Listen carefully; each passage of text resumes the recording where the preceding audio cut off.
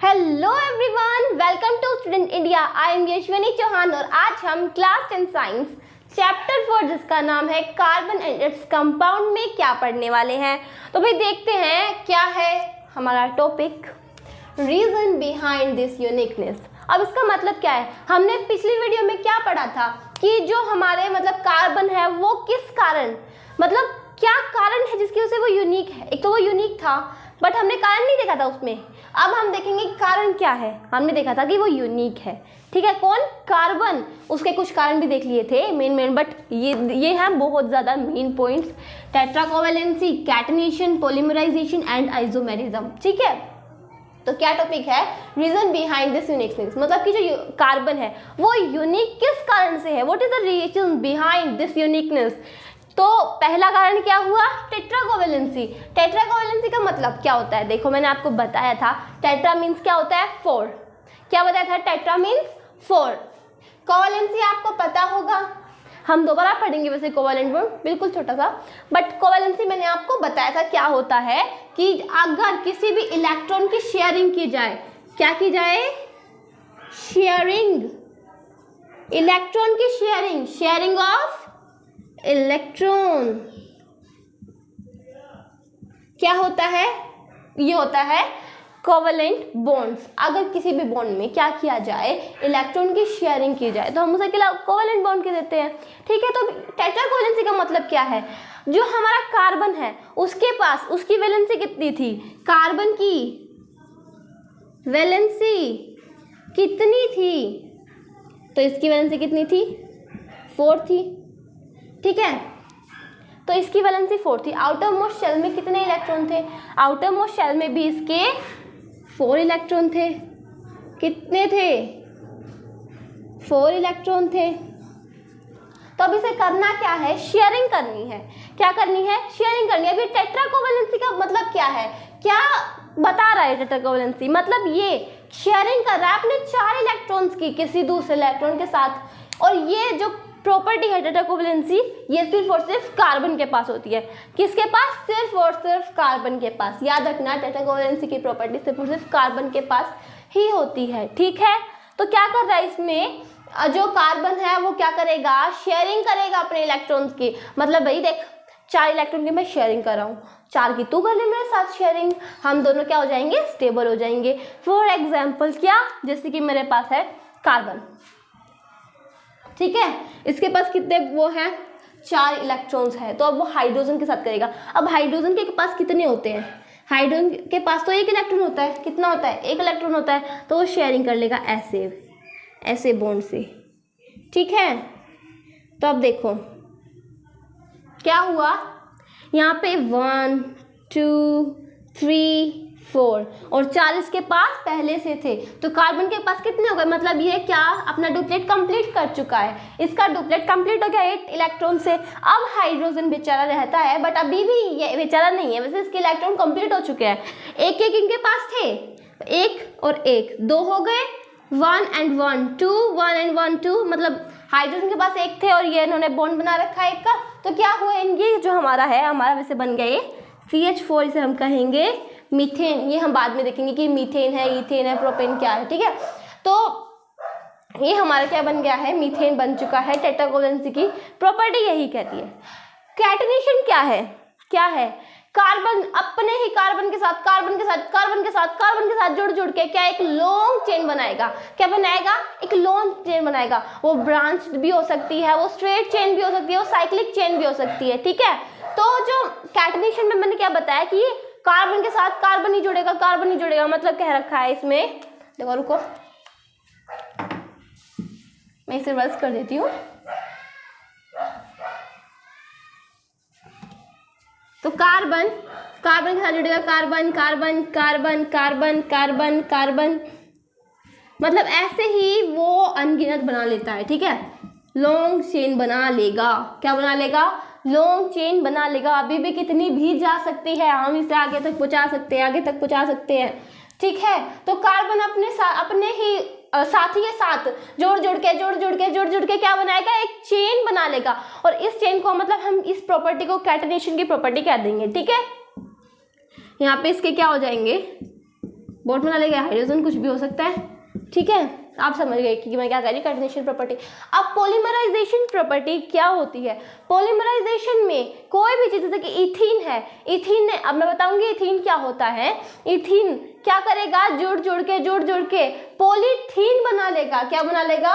Polythene. Chemical property है ये, ठीक है। अब फॉर एग्जाम्पल मेरे पास ईस्टर है, ईस्टर जुड़ के उसने क्या बनाया, पॉलिस्टर बनाया, ठीक है। आइसोमेरिज्म की प्रॉपर्टी क्या होती है? आइसोमेरिज्म की प्रॉपर्टी होती है जिसका मतलब सेम मॉलिक्यूलर फॉर्मूला हो, क्या हो, सेम मॉलिक्यूलर फॉर्मूला हो, बट उसका स्ट्रक्चर अलग हो जाए। क्या हो जाए? स्ट्रक्चर अलग हो जाए, तो उसे हम क्या कह देते हैं, आइसोमर्स। बट इस प्रॉपर्टी, इस फिनोमेना को हम कहेंगे आइसोमेरिज्म। क्या कहेंगे? आइसोमेरिज्म। जैसे कि मेरे पास है C5H12, ठीक है, इसे हम पेंटेन भी कह देते हैं। अब हम अगर इसके वो बनाए स्ट्रक्चर, तो इसके कई स्ट्रक्चर बन जाते हैं। जैसे कि मेरे पास है 1 2 3 4 5 हाइड्रोजन। अभी हम इनकी डिटेल से बात करेंगे, तो घबराने की कोई ज़रूरत नहीं है, ठीक है। Hydrogen and hydrogen. तो हमारा देखो एक स्ट्रक्चर ये बन चुका है, और स्ट्रक्चर देख लेते हैं C5H12 के। C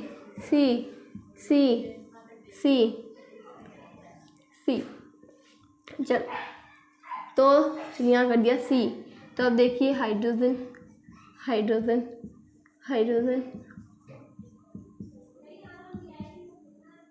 इनके मैं नाम भी बताऊंगी आपको बाद में, ठीक है, नेमिंग करते वक्त। तो दूसरा ये बन गया, एंड अब देख लेते तीसरा C।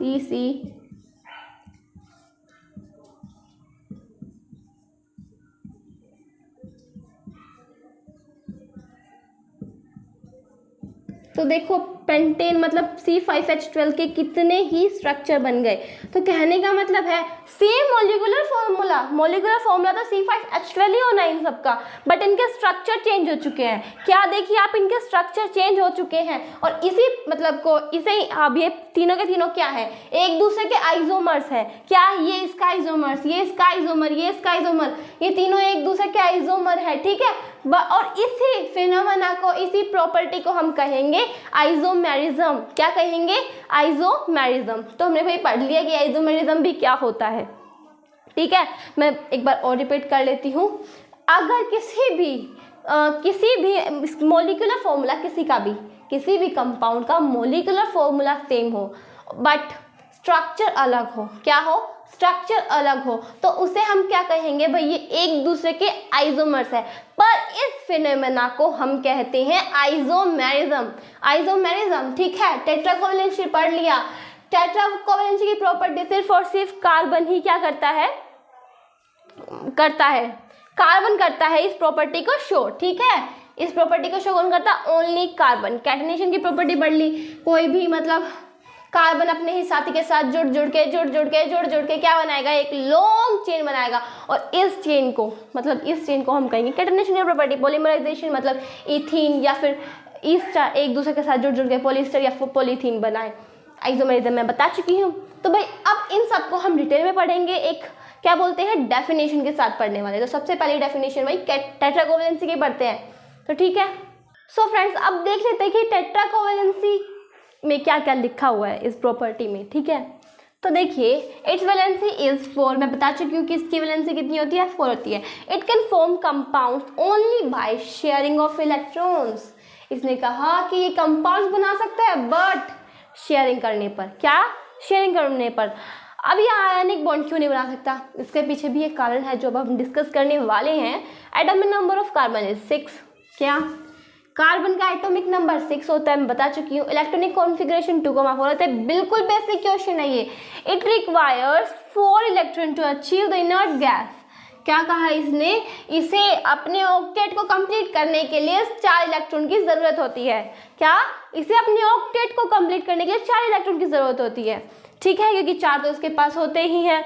But carbon can not form an ionic compound. बेचारा कार्बन आयोनिक कंपाउंड फॉर्म नहीं कर पाता, नहीं कर सकता। What is the reason behind this? It could gain, अब देखेंगे हम भाई क्या रीजन है, आयोनिक बॉन्ड क्यों नहीं कर पाता वो, ठीक है, क्यों नहीं बना पाता। It could gain 4 electron forming C for negative cation. तो इसने कहा कि अगर क्या कर लेता है, कोई भी, मतलब कोई भी नहीं, कार्बन किसी के भी इलेक्ट्रॉन 4 इलेक्ट्रॉन ले लेता है, तो उसके पीछे क्या होगा, 4 इलेक्ट्रॉन ले लिए उसने, मान लो 4 इलेक्ट्रॉन ले लिए, but it would be difficult for the nucleus with 6 proton to hold 10 electron. मान लीजिए न्यूक्लियस एक माँ है, ठीक है, क्या है, न्यूक्लियस एक माँ है, उसके पास 6 बच्चे थे। अब उस किसी और ने कह दिया कि भाई तुम 4 बच्चों को भी और संभालो, तब उसके लिए तो बहुत मुश्किल हो जाएगा ना, 6 को तो बड़ी मुश्किल से संभाली थी, 4 ला के और रख दिए, तो अब कैसे संभाल पाएगी। तो वही बात है कि न्यूक्लियस के पास क्या थे, 6 प्रोटॉन थे, 6 इलेक्ट्रॉन थे, बट अगर वो किसी से ले लेता है तो नेगेटिव आयन फॉर्म करेगा, इट मीन्स उसने इलेक्ट्रॉन लिए, अब वो 4 इलेक्ट्रॉन लेगा तो क्या उसके पास तो 10 इलेक्ट्रॉन हो जाएगा ना, 6 इलेक्ट्रॉन पहले से थे, 4 इलेक्ट्रॉन अब आके रख दिए तो 10 हो गए ना। अब न्यूक्लियस को कैसे संभाल पाएगी, 6 प्रोटॉन को भी संभालना है, 10 क्या आ गए, इलेक्ट्रॉन आ गए, तो संभालना बड़ा मुश्किल हो जाएगा। इस कारण क्या है, वो किसी के इलेक्ट्रॉन नहीं लेता है, कौन, कार्बन।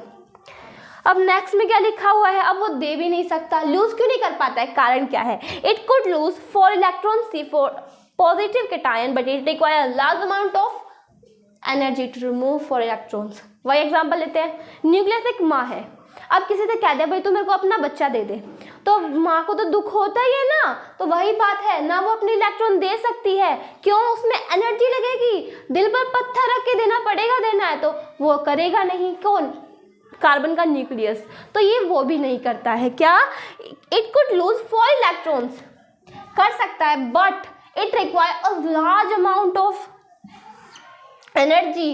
तो इसने कहा कि जो है कार्बन का न्यूक्लियस, उसे एक लार्ज अमाउंट ऑफ एनर्जी की जरूरत होगी, क्या करने के लिए, 4 इलेक्ट्रॉन को लूज करने के लिए। ये तो एक देना मुश्किल हो गया, तो चारों की बात कर रहा है, तो कितने मुश्किल होगा ना, तो नहीं हो सकता ये काम, ठीक है, क्या नहीं हो सकता, 4 इलेक्ट्रॉन को लूज करना। अब ये ना 4 इलेक्ट्रॉन लूज कर सकता है ना गेन कर सकता है, बेचारा कार्बन कोवेलेंट कंपाउंड इसीलिए बनाएगा, आयनिक कंपाउंड इसलिए नहीं बनाता है, ठीक है। तो टेट्रावैलेंसी की प्रॉपर्टी यही थी और हमने पढ़ ली है। उसके बाद हम अब क्या पढ़ने वाले हैं, मतलब अभी नहीं पढ़ेंगे, कैटेनेशन प्रॉपर्टी क्या होती है, पॉलीमराइजेशन क्या होता है, आइसोमेरिज्म क्या होता है, ये हम अगली वीडियो में पढ़ेंगे, ठीक है। तो हमने टेट्रावैलेंसी पढ़ ली है, बहुत ही इजी टॉपिक है ये, आशा करती हूँ आपको समझ आ गया होगा।